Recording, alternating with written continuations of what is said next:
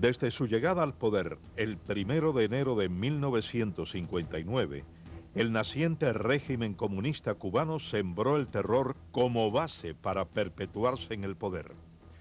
Fueron instaurados los denominados tribunales revolucionarios, con condenas preestablecidas, carentes en muchos casos de pruebas incriminatorias y con un denominador común: la imposibilidad del ejercicio de una defensa justa.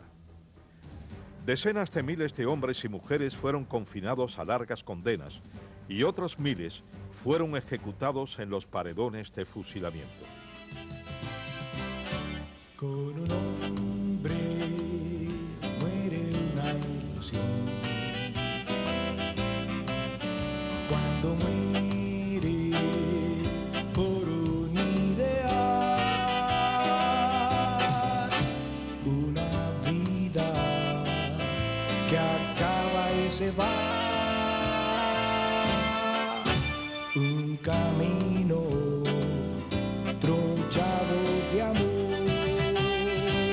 Yo los he visto para ti, camino del paredo al paredón. Yo los he visto morir, Los vi morir y van sin pedir perdón. sin pedir perdón. Se llevan una oración de la mujer de su amor. De su amor, Un niño reza al Señor reza al Señor y van sin pedir perdón. sin pedir perdón. Fueron camino del fin, Los vi partir donde todo terminó. al paredón. Yo los he visto partir Los vi morir y van sin pedir perdón. sin pedir perdón. Y van sin pedir perdón. Sin pedir perdón. Y van sin pedir perdón. Sin pedir perdón. Y van sin pedir perdón. El llamado proceso revolucionario intentó justificar los fusilamientos dándoles un matiz legal.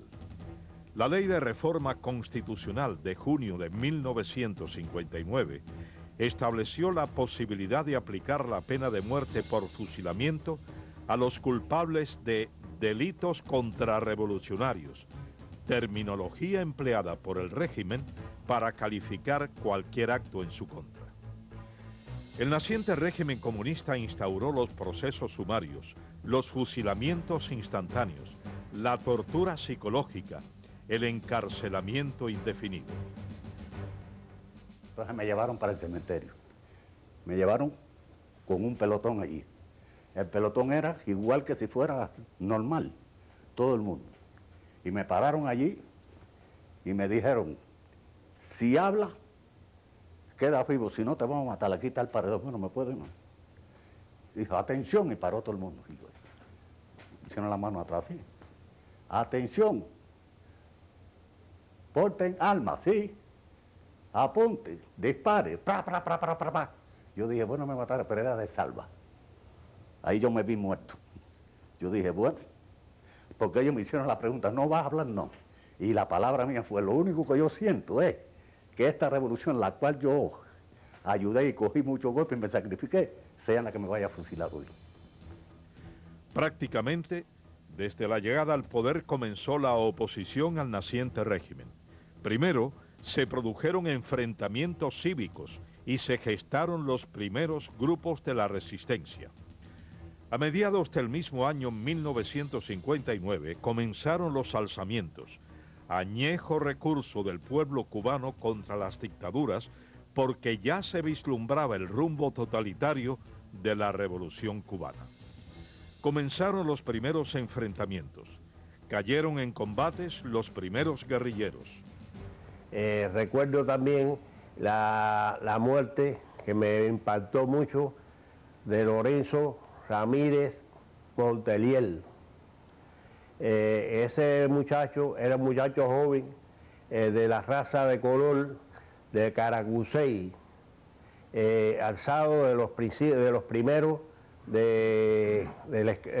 primeros alzados que tuvo el Escambray. Estaba bajo las órdenes de Osvaldo Ramírez, pero a la misma vez era el segundo Osvaldo. Eso sería por enero 13, 14. Él fue herido, creo que fue el día 18, fue herido en el pecho y en la cabeza. Se fajó como un león, Después que él traía un M3 y cuando los magazines, las balas se le terminaron, cogió una 45 que traía y se fajó ya herido, pero bueno, ya herido, se fajó con la pistola.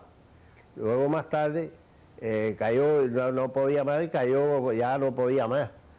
Gracias a Dios pues fue rescatado a pesar del volumen de fuego que había en ese momento. Lo pudimos rescatar y llevarlo para el campamento de Pitajones, donde se le dio sepultura. Los combates se hacían cada vez más intensos. Víctor Chiche Gámez, uno de los jefes de la guerrilla, vio morir a su lado a varios de sus compañeros. En el combate de Jovero, 28 de enero de 61, íbamos a pasar el cerco. Habíamos elementos de 3 columnas, la columna 4, la columna 3 y elementos de la columna 2. Nosotros fuimos los que íbamos a partir adelante el cerco. Yo fui comisionado para dirigir esa operación.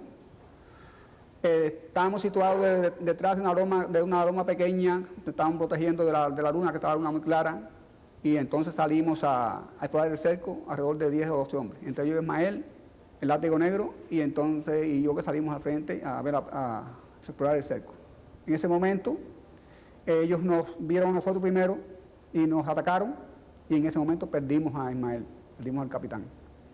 En ese momento yo asumo la jefatura de la columna y seguimos operando. Entonces ahí perdimos a este hombre, un gran combatiente de la raza negra, gran patriota, luchador, que yo los recuerdo todos los días, por mi gran compañero, por un gran ser humano, un gran patriota.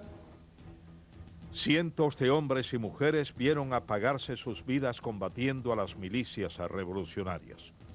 Quienes hoy cuentan la historia ven con pesar no poder recordar en muchos casos los nombres de sus hermanos de lucha, que eran conocidos a veces por un mote, un sobrenombre o un apodo. En un lugar que se llama la Loma de Laura, allí, que eso se conocía allí en las lomas, eso como esos lugares, esos nombres así, en la Loma de Laura fue, que ahí hirieron como cuatro o 5, así de gravedad. Hirieron uno que se llamaba Tacoronte, de La Habana, que tuvimos que arrastrarlo un poco, ¿no? Y cuando vimos que ya no se podía, había que dejarlo, porque era demasiada la sangre que estaba botando. Y como que ahí se acostumbraba, ya se acostumbraba, ya estaba tan conseguido el problema de que si estaba herido de muerte, ellos decían, había que decir, no, dale tú, escápate. Eso era lo que había allí. Él cae herido ahí porque cuando la milicia nos sorprendió a nosotros cogimos barranca abajo. ¿Ve? Había que cogerlo, estábamos arriba en la loma y de allá arriba nos sorprendieron y cogimos buscando el lugar más bajo para poder salir caminando, porque era de la única manera, porque en los llanos no se podía caminar parado, había que buscar esos lugares para poder salir. Entonces ahí lo hieren ahí cuando ha brincado una cerca que había para coger la zanja, por ahí para abajo. Lo hirieron ahí, nosotros viramos para atrás, lo cotejamos, le rompimos la camisa para poderlo amarrar, para que no echara tanta sangre, pero era demasiada sangre que estaba echando, entonces él mismo decía también, no, váyanse ustedes, que yo voy a ver cómo escapo. Esto fue lo que nos dijo él. José Ramón Fernández Vera fue uno de los enlaces entre la guerrilla y la clandestinidad. Fue hecho prisionero, pasó 12 años en las cárceles castristas y vio partir a decenas de sus compañeros de lucha. Me encontraba en la carretera de Camajuaní, en la seguridad del Estado, que caigo preso el día 21 de mayo del año 63, cuando me encuentro con la causa de Gustavo Augusto Sajén en unas guerrillas que operaban en la zona de La Esperanza, de cuyo combate eran 35 hombres y mataron 27. El resto se encontraba en la seguridad de Estado donde mismo me encontraba yo. Un 25 de mayo del año 63 los condenaron a muerte. A las 7 de la noche los sacaron para fusilarlos. Entonces Freddy Bernal, ya en los últimos momentos se ponía el sol y había una sequía muy grande, y le dijo a Ovidio: mira Ovidio, es la bandera cubana, se reflejaba por las claraboyas de una ventana, el rojo del cielo parecía la imagen de la bandera cubana que nos viene a saludar por última vez. Poco después, un oficial llamado Conesa, eran 3 o 4, lo sacaron y pasaron por la celda número 9, que era la primera celda que se encontraba frente a la puerta de salida. Entonces pasaron y me dijo Freddy: hasta nunca. Gustavo Adolfo Tajén, eres jefe de la guerrilla que quedó vivo, hasta nunca. Y Ovidio Perdomo me dijo: hasta nunca, y me dejó un cinto donde decía: mira, si vienen a buscar mis pertenencias y tú estás vivo, le entregues este cinto. Leí con curiosidad y decía: mamá y papá, perdónenme por lo que los he hecho sufrir, cuiden a mis hijos. Pero en la celda número 9 conmigo se encontraba José Rodríguez Peña, un hombre de 50 y pico de años, y cuando lo sacan tenía un brazo desbaratado, que lo habían partido el brazo y no lo llevaron a curar, estaba como si hacía un animal vendado. Entonces cuando lo sacan, se para, cuando lo sacan por la noche, se para y me dice: muchacho, si tú te salvas porque estos hijos de matan a cualquiera, tú le dices a mi familia que su papá va a morir como un hombre. Y te recomiendo a ti, si no te fusilan, que de estos señores que hoy me van a fusilar a nosotros, no puede quedar uno vivo. Muchos exveteranos de la lucha contra Batista, que sentían que los principios por los que habían arriesgado sus vidas eran traicionados por la llamada Revolución Cubana, comenzaron a conspirar nuevamente. El Movimiento de Recuperación Revolucionaria, el Directorio Revolucionario Estudiantil, el Movimiento Revolucionario del Pueblo, el Movimiento 30 de Noviembre, Unidad Revolucionaria, entre otras organizaciones clandestinas, agruparon a lo largo y ancho de la isla a miles de hombres y mujeres. El régimen castrista desató una feroz cacería en su contra. Los procesó en los llamados tribunales revolucionarios, en juicios sumarísimos, con condenas preestablecidas y sin derecho a una defensa justa. El día del juicio en la cabaña es un día muy tétrico, sobre todo cuando nosotros sabemos, como decíamos, que iba a haber paredón, que iba a haber palo. Ese día la guardia se redobla o se triplica. Ese día por la mañana los abogados no los dejan entrar, en aquel entonces. Ese día en el bitafón, o sea, en lo que es el sistema de audio del penal, se llamaba inmediatamente a la causa tal, fulano, fulano, fulano, fulano, fulano, que se presenten vestidos en la puerta del penal a las 11 de la mañana, a las 12 del día. Y de ahí salían en lo que le llamamos una cordillera a pie hacia lo que era el polígono de la antigua fortaleza de la Cabaña, que ahí donde estaba el teatro del antiguo ejército de Cuba, y ahí en el teatro era donde se efectuaban los juicios. Las condenas a la pena de muerte por fusilamiento se convirtieron en algo cotidiano. En el paredón de fusilamiento había un montículo, como lo usan los pitchers para tirar, en los cuales ellos se apoyaban el pie, y eso está a 4 metros de la persona que ellos van a matar. Son 8 soldados con 8 FALs, calibre 308, los 8 están cargados y los 8 están puestos allí.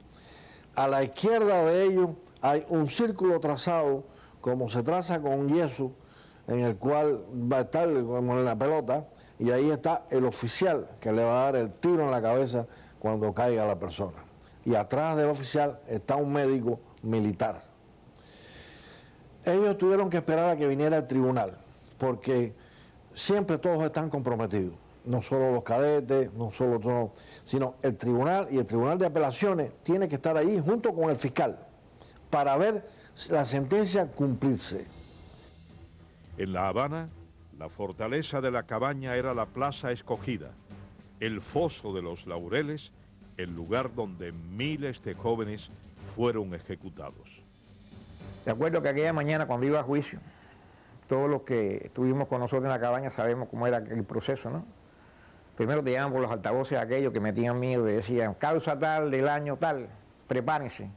Y si la calle estaba mal, estaba mucha actividad, explosivos y eso, pues sabía todo el mundo que el que le tocara juicio en esa época, no importaba la causa que tuviera, lo iban a matar, no importaba.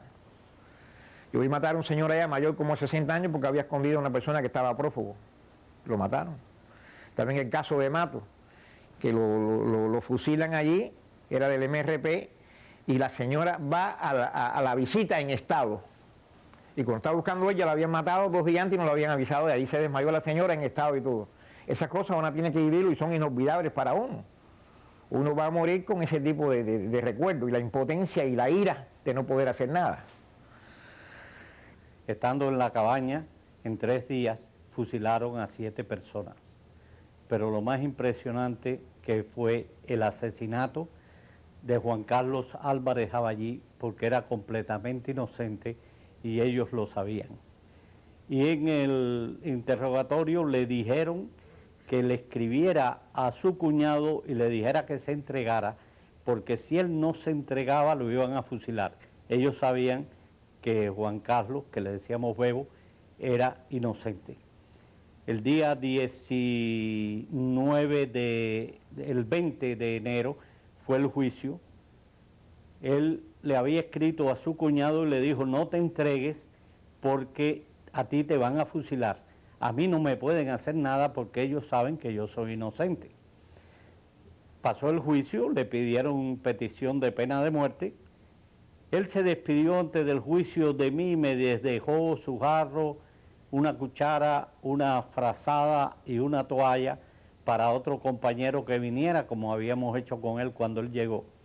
Y me dijo, al abrazarme para despedirse para el juicio, me dijo, mira, quédate con esto para que ayudes a otro que llegue aquí, porque yo posiblemente del juicio salga absuelto.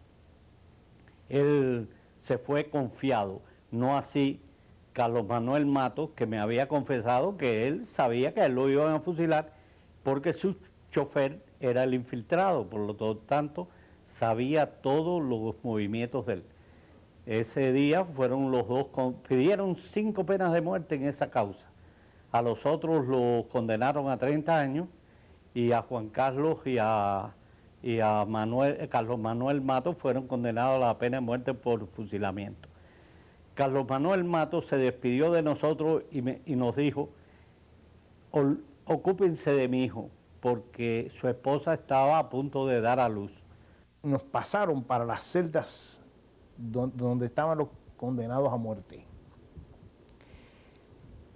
Habíamos como, no recuerdo bien, 12 o 15 entre nosotros. Y habían 2 celdas separadas de un pasillo, ¿no? Y enfrente había 2 o 3 celdas más. Allí estaban 3 individuos que iban a ser fusilados esa noche: Balbino Díaz, Julio Antonio Yebra, que era estudiante de ingeniería, y José Mesa. Lo sacaron y lo llevaron a juicio. Cuando regresaron como a las 2 horas, serían como las 12 de la noche, venían los 3 con la pena de muerte y se había pedido una apelación a por cada uno de ellos. Apelación que duró 30 minutos más o menos. En 30 minutos ya regresaron y dijeron que la apelación había terminado y que estaban condenados a pena de muerte. Entonces, contrario a las cosas que se daban y que se dieron después, Balbino pudo hablar con la madre antes de que lo fusilaran. Y la madre le dijo: mi hijo, te dije que no te metieras en nada, pero ya que te metiste, muérete como un hombre. El recibir una petición fiscal de pena de muerte prácticamente equivalía a la sentencia final. Unas pocas horas que se hacían interminables, donde los condenados se refugiaban en sus compañeros de causa para desahogar sus sentimientos. El 7 de marzo de 1961 fusilan a Bienvenido Infante y a Tladamés Amador Cruzata. Como hacen ellos, el día anterior le dieron la petición fiscal de pena de muerte, porque te la dan el día anterior para que tú toda la noche estés pensando que te van a fusilar, porque la petición fiscal equivale en la cabaña a que te van a fusilar. Entonces esa noche estuvimos toda la noche hablando, Bienvenido y yo, porque dormíamos en la segunda en el segundo piso de las literas. Él y yo estuvimos hablando toda la noche de cómo él no había dado un beso a su esposa, cómo él no había dado un beso a su hijo, qué iba a pasar con su familia. Yo convencido de que no lo iban a fusilar porque no había prueba ninguna, ni lo habían cogido con dinamita, ni lo habían cogido con nada. No durmió en todas las noches.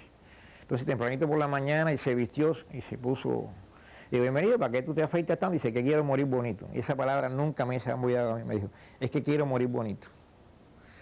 Entonces partió y no lo vi más. Ya cuando primero lo llevaban ahí a la oficina, sentían los disparos porque es por grupo. Viene el carrito, todos se acuerdan, tiene el carrito, llevan a la gente, la descarga, el tiro de gracia. Y entonces nos hizo así, porque ves así, más o menos cuando salen, nos hizo así a nosotros que estábamos en la reja, ¿no? Te podrás imaginar que esos son imágenes y recuerdos inolvidables para nosotros. El estar en la cabaña era lo más doloroso, porque estaba uno pensando nada más que llegara después de las 9 que empezaban los fusilamientos. Era uno atrás de otro. Era algo muy doloroso. Pensar nada más que amigos de uno fueran al paredón por haber defendido la libertad y oír ¡viva Cuba Libre! ¡Viva Cristo Rey! Y un tiro de gracia después de los tiros de... Era muy duro. Por lo menos para mí, que yo quería, luché con todo sentimiento por la libertad de Cuba, y ver morir a mis amigos, a mis hermanos, era algo muy doloroso para mí. En el exterior se preparaba una invasión armada a la isla. Miles de exiliados cubanos se sumaban a sus filas. En la isla, el clandestinaje y las guerrillas se enfrentaban al régimen castrista.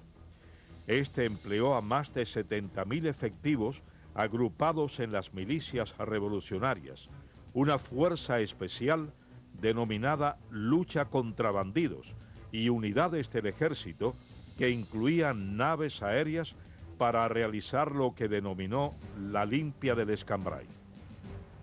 Que la noche para nosotros era muy importante para poder escapar. En la finca de la Felicidad habíamos lanzado un terreno grande, entonces ahí acabamos de tener un combate y nosotros salimos junto con un ganado que se había espantado con el tiroteo y salíamos junto con el ganado ese y llegamos bajando una cuesta de un potrero, de enfrente de nosotros del monte salía un grupo de milicianos. Durante los combates del día yo oía hablar de algo de 21, de que más o menos que yo suponía que era el batallón de ellos, porque lo estaba oyendo ellos hablando de eso y cuando nos dan el acto, que no dice quién somos nosotros, porque nosotros nos confundíamos, porque estábamos vestidos de verde olivo y teníamos armas de todo tipo. Entonces, yo digo el 21, pero entonces ellos, primero me dicen, ¿quiénes son ustedes? Yo, somos milicianos. Dicen ellos, ¿qué batallón? Yo digo 21, dicen ellos, ¿cómo? Entonces yo me doy cuenta inmediatamente que estoy confundido, que no es el 21, entonces debe ser el 121. Y digo, no, es 121. Y entonces ellos se fueron, dicen, bajen para ser reconocidos y bajamos hasta un lugar, una cañada que nos perdíamos de vista momentáneamente. Cuando llegamos a la cañada, salimos entonces corriendo cañada abajo, el grupo que había, ya habíamos un grupo ahí de unos 10 o 12, y entonces de pronto nos salen de frente ellos, la milicia, y nos ponen las pepechadas casi a 4 pies de nosotros. Yo tengo en ese momento una Thompson, y ya había tratado muchos parques, y inclusive le había puesto sacado las balas de la pistola y le había puesto en un cargador de la ametralladora. Y entonces, Inocencio Rueda, que iba al lado mío, que llevaba una carabina M1 en la mano, cuando ellos nos dan el alto y nos apuntan ahí a quemarropa, yo inmediatamente me lanzo de lado disparando y Inocencio cambia el M1 que tiene para la mano izquierda y saca la pistola. Entonces le metieron 18 tiros en el pecho. Lo vi caer así ahí abajo. Yo sigo medio enredado, lo veo que me fui de lado bajo el tiroteo ahí y entonces lo vi en ese momento. Lo vi, ¿cómo se llama?, cayendo bajo las balas ahí de ese pantalla. La invasión de Bahía de Cochinos en abril de 1961 precipitó uno de los meses más sangrientos en la historia de Cuba. Nos caímos presos el 27 de marzo de 1961. Virgilio Campanería, Alberto Tapia Ruano y yo. Y estuvimos en el G2 3 días más o menos. Después fuimos a la cabaña y el juicio nuestro fue el 17 de abril de 1961, el día de la invasión por Bahía de Cochinos. Nos llamaron a juicios tempranito esa mañana. Ya habíamos oído que estaban desembarcando por Playa Girón. Todavía estaban combatiendo. El juicio fue por mediodía, al atardecer, a las 2 o las 3 de la tarde. Los tanques de la cabaña estaban saliendo rumbo a Girón y ahí fue nuestro juicio. El juicio demoró 20 minutos. El Pelayo Paredón era el presidente del tribunal y Flores Ibarra era el fiscal.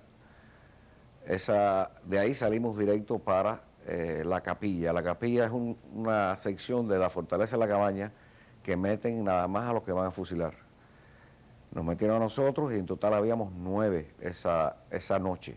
La noche la pasamos ahí y empezaron a sacar a fusilamiento como a las 2 o las 3 de la mañana, quizás un poquito más.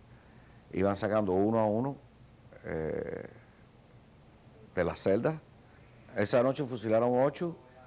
Los compañeros de causa míos tenían 21 años, yo tenía 18. Ellos eran estudiantes de la Universidad de La Habana y murieron creyendo que era el fin, porque la invasión creíamos que iba a dar con el traste con Fidel, y murieron contentos. A Virgilio fue el tercero en salir. Y nosotros oíamos los tiros de gracia, y a él le dieron 3 tiros de gracia. Después el que vino atrás fue Tapia Ruano. Después siguieron, ya les digo, hasta 8 esa noche, y quedé solo. Durante el juicio recuerdo poco por el hecho de que una hora antes me había enterado de que a mi esposo le pedían la pena de muerte, cosa que en un juicio revolucionario generalmente es un hecho ya. No hay casi chance de que haya ninguna justicia, por supuesto, ni ninguna prueba. Lo poco que recuerdo es que aquello fue, más vale que los hubieran sacado y los hubieran matado inmediatamente sin el juicio. Hubiera sido casi más humano, porque fue una muestra de falta de respeto tan absoluta a la vida humana que fue aún todavía más doloroso de tener que atravesar aquello. Allí el tribunal jugó a las bolitas de papel, hizo chistes, conversó, hacían como pequeños crucigramitas, estuvieron 12 horas entretenidos, completamente ajenos a lo que estaba pasando, a las declaraciones de los abogados, de los reos, de los acusados. A los abogados se les decía constantemente que era irrelevante que se sentaran, no tenían manera de ofrecer ninguna defensa. Mientras tanto que ellos jugaban y se distraían todas estas horas, como les digo, 12 horas, alrededor del salón del juicio,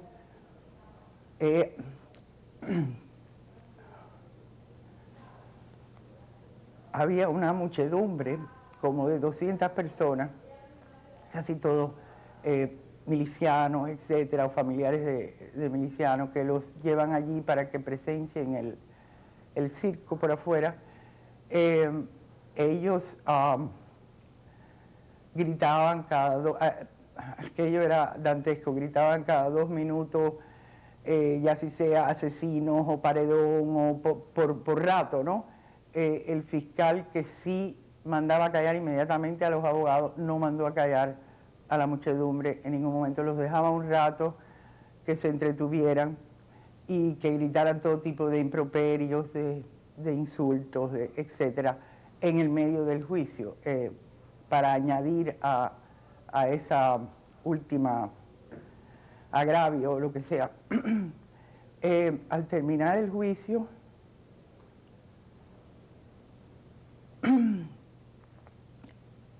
en un momento dado, los 7 condenados a muerte estaban sumamente serenos, estaban muy tranquilos, casi como si les hubieran puesto una mano de Dios arriba, etcétera. Y la única frase que mi esposo me pudo decir en el juicio fue que me estuviera tranquila, que todo el mundo se muere algún día, poco antes o un poco después, que por lo menos él sabía por lo que moría.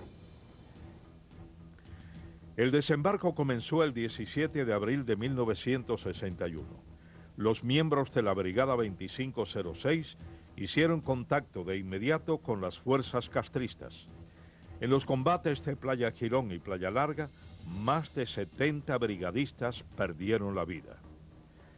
El batallón 1 era el batallón 1 paracaidista, y en el cual yo me enrolé enseguida.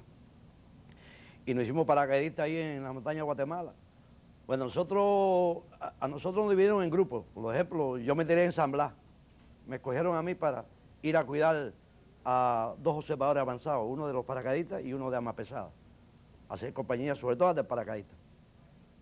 Y ahí pues tuvimos aquello de que estábamos de observación y por cosas de la vida nos vieron.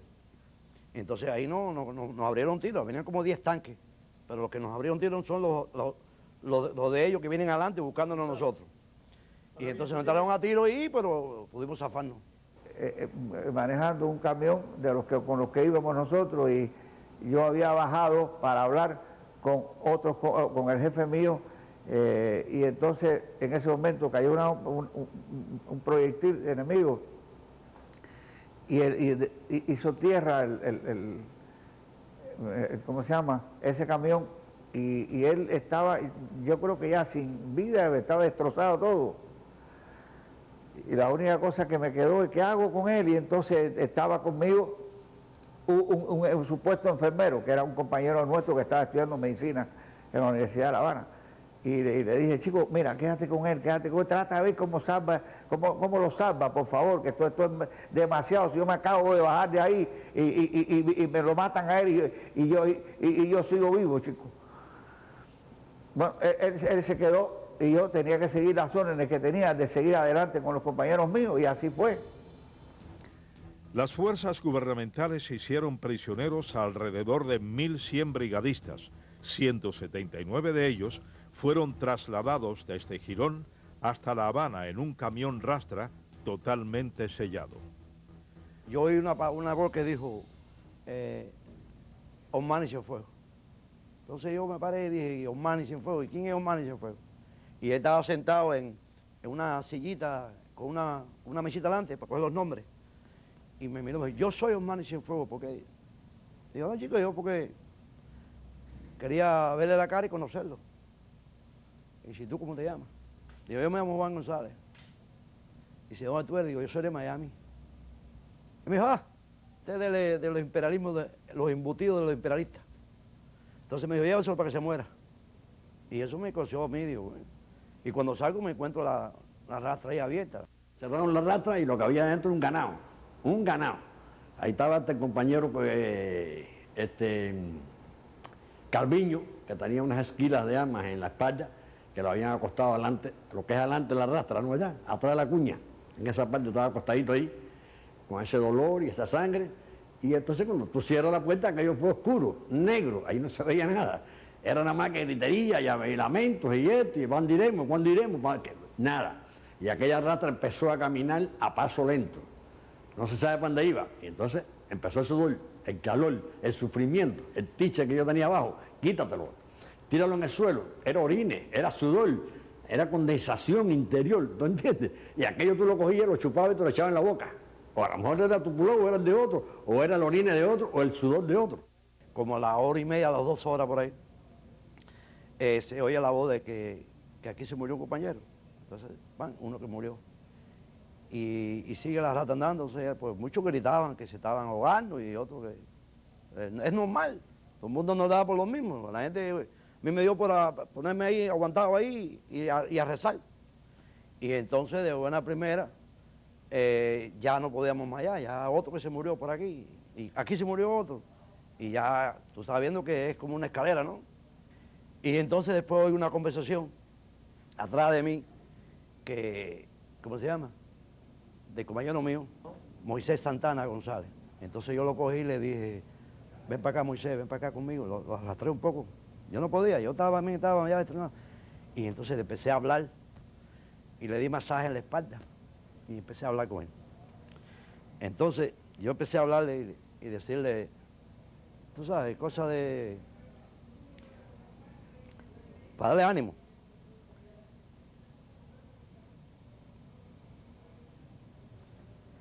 Y entonces él empezó a hablarme y yo le dije, mira, no nos vamos a morir, pero si nos morimos nosotros somos, tú sabes, somos soldados de Cristo y nosotros venimos por una cosa justa. Y si nos toca morirnos, pues nos vamos a morir. Pues entonces me dice a mí que él no se quería morir. Dice, no, yo no me quiero morir. Entonces, ¿sabes? Me dio una palabrita que le vino en ese momento a él, que él estaba muy enamorado de su esposa, que la mujer era muy, muy bonita y que todo lo otro, y que él la quería mucho, que no se quería morir, él no tenía hijos. Y de buena me hizo... Y le volví a dar 2 galletas así, y sacudirle y darle masaje, y ya no me contestó más. Tras más de 10 horas de camino, el camión rastra llegó a su destino, el Palacio de los Deportes o la Ciudad Deportiva, en La Habana. 9 de sus ocupantes llegaron muertos, asfixiados. Un nuevo crimen del totalitarismo. Entonces, oí que dijeron que estábamos en Goicuría. Coño, estamos en Goicuría todavía, no sabía si era de día o de noche. De ahí, no, que aquí no es, que llévenselo para otro lado. Nos llevaron para el Príncipe, que tú sentías cuando la rata iba subiendo la loma del Príncipe. ¿Tú me entiendes? Dije, coño, bueno, que ya llegamos. No, tampoco. Vuelvan a salir. Bueno, a conclusión, como las 10 de la noche, nos vinieron a parquear en el frente del Palacio de los Deportes. Cuando aquella puerta se abrió, es como cuando tú abres un ganado, lo vas a sacar de adentro de un camión y aquel ganado se tira de esa rastra desesperado. Los gritos, los lamentos. Entonces ahí para adentro, claro, toda la escolta, los milicianos, ahí no te dejaban moverte, dale para adentro. Y nos metieron allí en el Palacio de los Deportes y después nos enteramos que dentro de la rastra había 9 muertos. La historia del presidio político cubano recoge uno de los más crueles, despiadados e inimaginables episodios de esta gesta. Decenas de prisioneros políticos murieron asesinados en los campos de trabajos forzados, otros a causa de las torturas, bayonetazos o simplemente optaron por el suicidio ante los inhumanos tratos. Ya después que estaba preso, la experiencia más mala que pasé fue la de Carmelo Barrio, que fue una huelga, fuimos unos cuantos, y a los 19 días se pidió, le dio un stroke y la mitad del cuerpo nada más no la movía. Y llamamos al soldado y le dijimos, mire, ese hombre se está muriendo. Y él dijo, dile que si no se quita de la huelga, no le damos asistencia médica. Y le preguntó Pire, uno que estaba conmigo, Martín Hernández, Pedre, dice que si no te quita, no te da asistencia. Y él con la otra mano, con la otra hacía que no. Y a los 19 días se lo llevaron y murió. Esa fue una experiencia muy dura para mí, ver un compañero ahí que no pudimos hacer nada por él. Éramos 112 personas, nos sentaron en los banquetes por orden alfabético. A mí me tocó estar al lado de Ángel Posada Gutiérrez. Ángel Posada Gutiérrez fue capitán del Ejército Rebelde. Perteneció al grupo de Aldo Vera. Cuando Aldo Vera decidió romper con la revolución, él también rompió con la revolución. Perteneció a los grupos de infiltraciones de apoyo a Bahía de Cochino y fue arrestado el 9 de abril de 1961. Dicen que hubo una delación Me consta, porque uno de los que entró infiltrado, Pedro Sergio Cuellar, nos fue acusando uno por uno a los 112 que estábamos en aquel juicio. Ángel Posada Gutiérrez fue condenado a la pena de muerte por fusilamiento. En la primera fila, su novia, embarazada de él, Norma Albuernes, con 8 meses de embarazo. Norma Albuernes llevaba en su vientre el hijo de Ángel Posada Gutiérrez.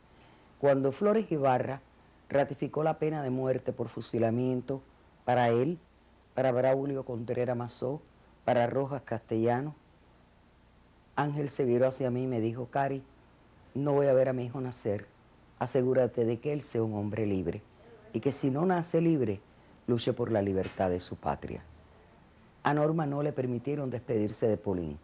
A mí prácticamente me impidieron tomarle la mano y darle un beso.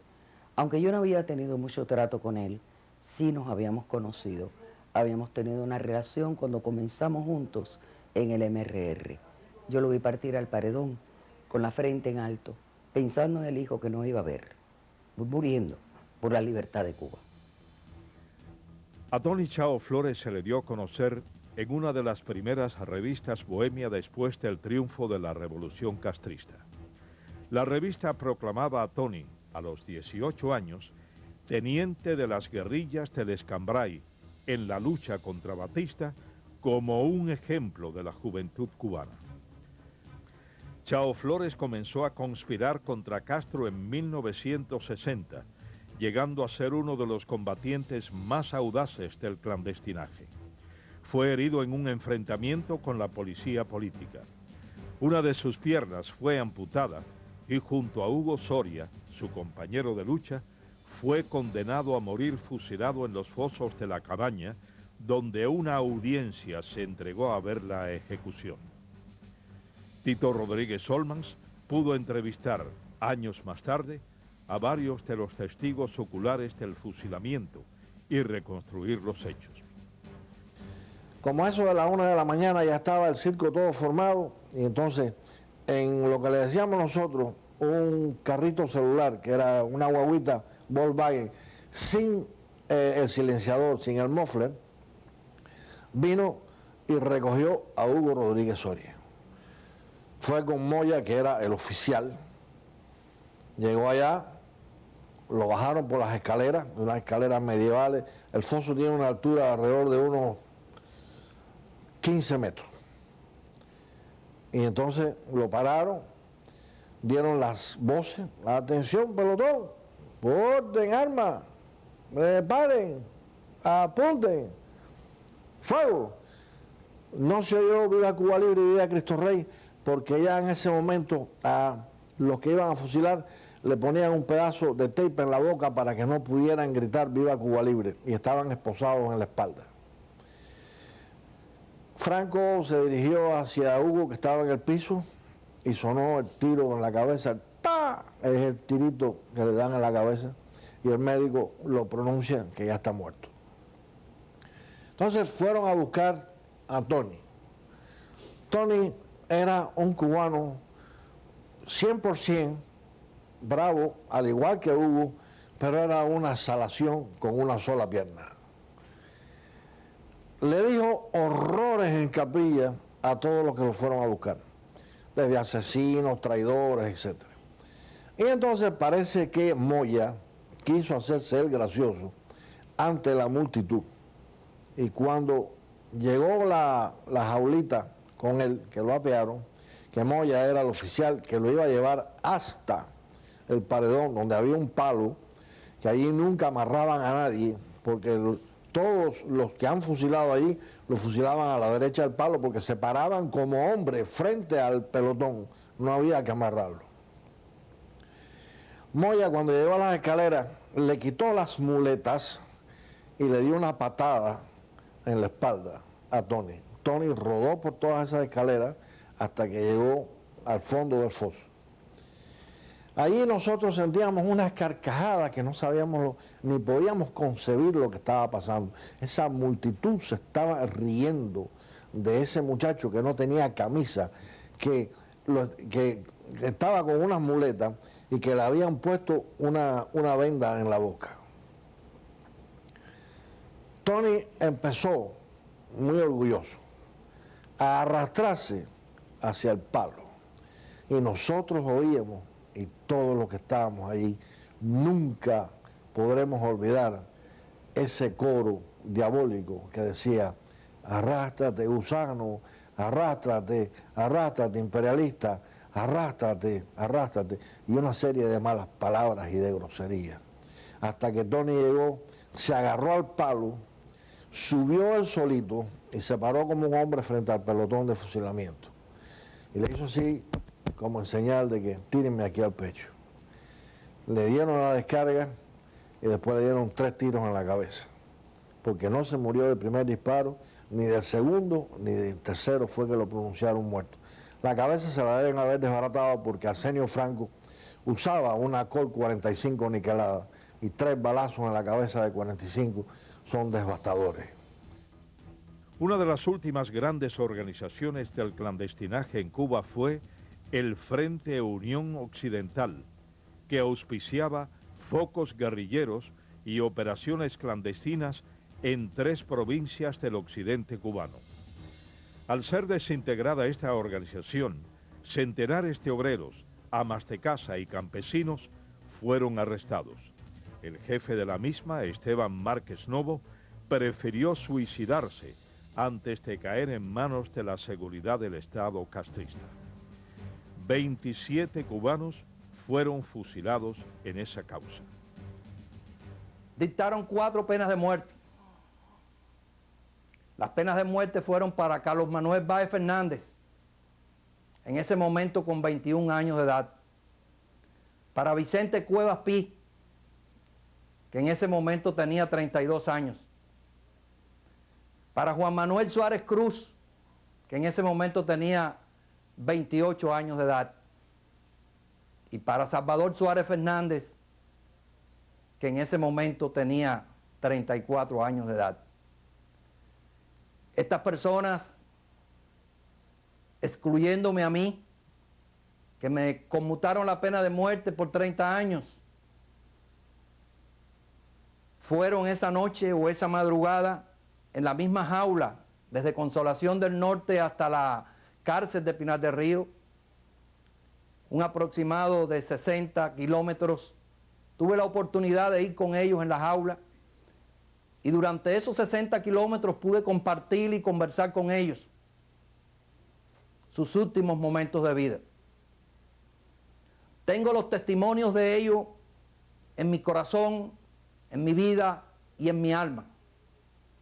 Y creo que nunca en mi vida, mientras Dios me dé uso de razón, podré olvidarme un momento cuando llegados a la cárcel de Pinar del Río, después de un año juntos, en las galeras, en las secciones, en los calabozos, en las celdas de castigo y sobre todo en las celdas de la seguridad del Estado, me di un abrazo con cada uno de ellos y nos despedimos para toda la vida. Al día siguiente, día 6, creíamos que ellos iban a ser llevados al paredón de fusilamiento, pero no fue así. Todos tuvimos una esperanza y pensamos que se le iba a conmutar la pena de muerte. Desgraciadamente, amanecer día 7, a las 2 de la mañana, lo sacaron de la capilla, cantando los 4 al unísono el himno nacional cubano. Ese himno nacional cubano que tantos mártires nuestros lo han cantado en el momento de ir al paredón de fusilamiento, ellos lo supieron entonar también valientemente.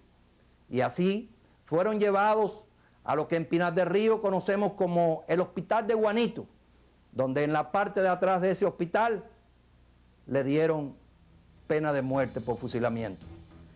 Muchos hubiesen preferido haber compartido la muerte con sus hermanos de lucha. Hoy son testigos vivientes, interlocutores de quienes dejaron sus mejores años de vida en aras de un ideal. Yo, como la mayoría de mis compañeros, también los he visto partir y de diferentes maneras. Estando en G2 de Santa Clara, entre otros alzados, pues recuerdo específicamente a Babito. Era el típico mulato jugador cubano que decidió despedirse de nosotros cantando guaguancó. También recuerdo, en otra forma, a Enrique García, que se murió en huelga de hambre. Estábamos allá en Manaca. Cuando se iba camino del pabellón, cuando se declaró en huelga de hambre, que fueron a aislarlo, cuando lo vi caminando de espalda por el centro del terraplén, ya sabía que ese hombre no volvía. Él había decidido entregar su vida y su muerte, porque son de esos hombres que parecían que estaban destinados, que con su vida podían contribuir a los demás. Y él había decidido entregarla en esa forma, en una huelga de hambre. En ese mismo pabellón, posteriormente, habría de salir Oriol Acosta.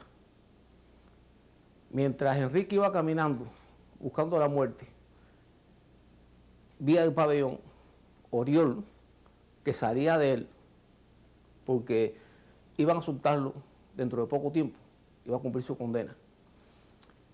Y había tenido un problema de lo que se presenta en el presidio, y había cumplido su tiempo en el pabellón, vino para acá, y le faltaban pocos días para cumplir su condena de 10 años. Estando entre nosotros, al poquito tiempo, a los pocos días, un grupo de compañeros que venía de otra prisión fueron agredidos por la guarnición que estaba, por supuesto, al lado allá de la cerca que nos separaba de lo que era la guarnición. Del lado acá empezamos a gritar, tratando de aguantar la golpiza y de que los compañeros esos que venían de otra prisión pues sufrieran lo menos posible. En un momento determinado sonó un disparo. No sabemos exactamente si fue una orden o un disparo que se escapó, pero eso generalizó el tiroteo. Los que estábamos en el terraplén, por cuestión de supervivencia y de cuidarnos las vidas, pues nos tiramos boca abajo rápidamente en el piso. Y algunos que pudimos ir rodando, pues nos pusimos debajo de un murito, que era bajito, pero que podía protegernos mejor. Oriol, que era también el guajiro de Constancia, del Central Constancia, y que era un buen compañero, solidario en todos los aspectos, pues también había partido hacia el terraplén para tratar de ayudar con sus gritos a los compañeros que estaban siendo agredidos. Las balas sonaron, se generalizó el tiroteo, lo que pudimos guarecernos un poco, pues nos guarecimos. Oriol también se tiró al piso, creíamos nosotros. A él no le dio tiempo de tirarse al piso. Una bala le había destrozado la cabeza.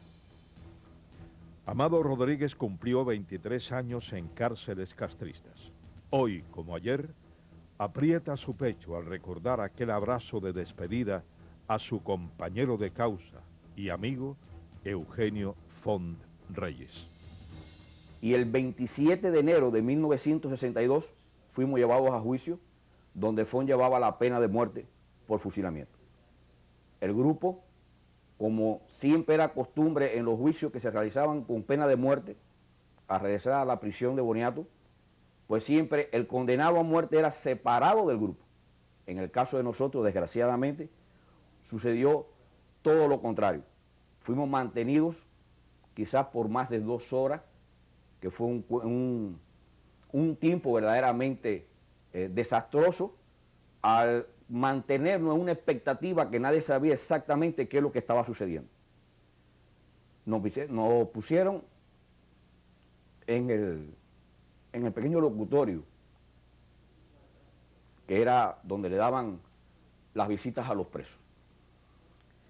Alrededor de las 7:30 de la noche, contrario a como habíamos esperado, pues todavía siempre en ese momento se guarda la esperanza. Y Font y yo muchas veces conversando, pegados en una pequeña ventana, donde tuvimos mucho tiempo, hablando de cosas quizás muy triviales, pero en algunos momentos también me planteaba que un oficial que había llegado a nuestro juicio, y efectivamente en el juicio él me lo dijo, era el único hombre que podía salvarlo a él, porque ese hombre le debía la vida. Y hasta ese momento,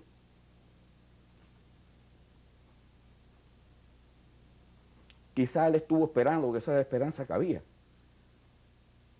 Pero a las 7:30, a todo el grupo nos sacaron. Y dejamos a Font solamente en el cuartico aquel, ya con la certeza, el abrazo final que nos dimos, un gran desgarre internamente,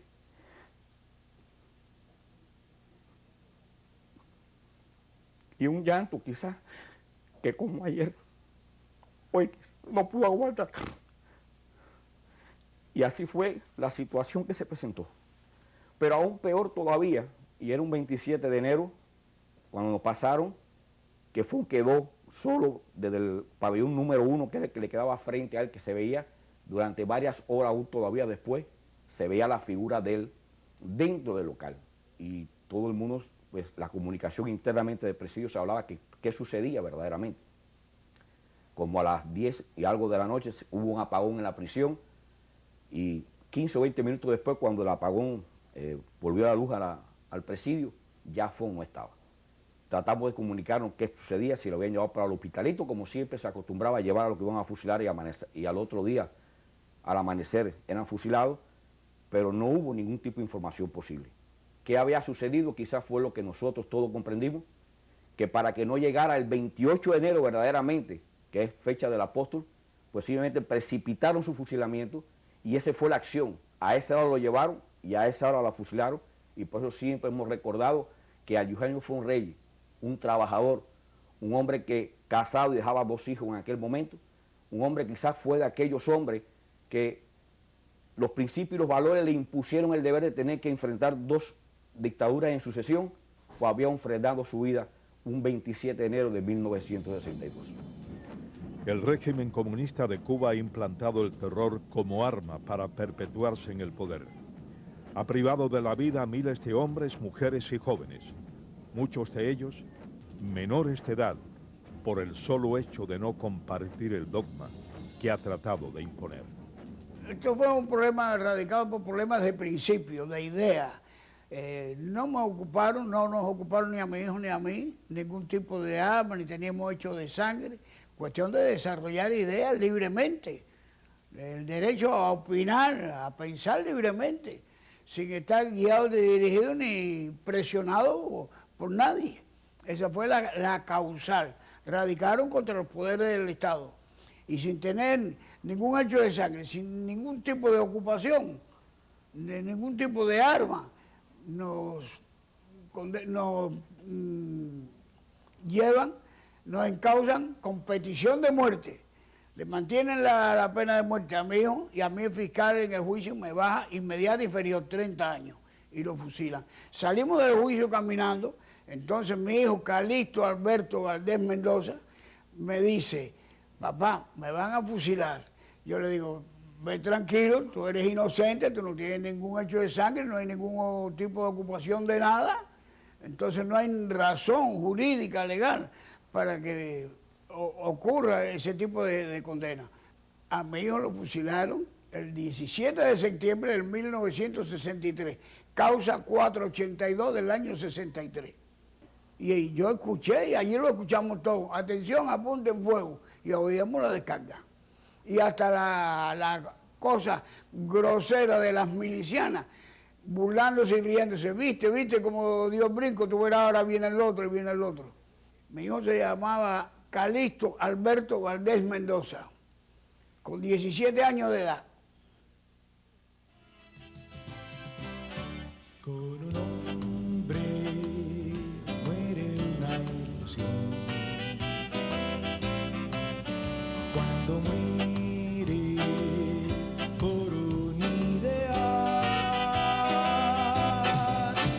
una vida que acaba y se va, un camino tronchado de amor. Yo los he visto para ti, camino del paredón, al paredón. Yo los he visto morir, los vi morir, y van sin pedir perdón, sin pedir perdón. Se llevan una oración de la mujer de su amor, un niño reza al Señor, y van sin pedir perdón, sin pedir perdón.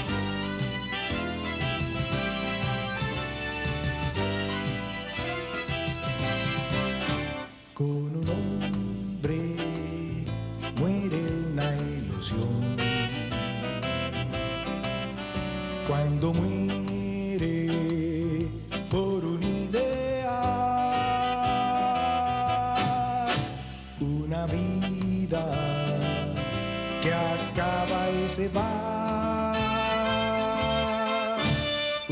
camino tronchado de amor. Fueron caminos del fin, los vi partir, donde todo terminó. Al paredón, Yo los he visto partir, los vi morir, y van sin pedir perdón, sin pedir perdón, y van sin pedir perdón, sin pedir perdón, y van sin pedir perdón, sin pedir perdón.